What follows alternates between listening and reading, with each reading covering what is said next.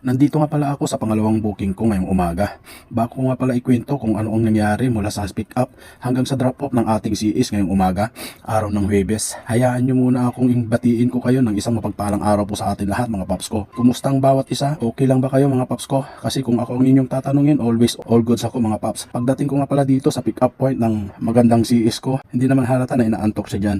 Medyo malayo din naman yung drop off ni Madam mula dito sa Tondo, Manila hanggang sa Diliman, Quezon City. Natutulog sa daan si Madam habang tumatakbo pero hindi ko na nakuhanan ng video, kaya pagdating ko sa drop off sinabihan ko na lang si Ma'am na huwag matutulog sa susunod na pag bumabiyahe, lalong lalo na sa mga motor. Sobrang delikado. Tara, let's go.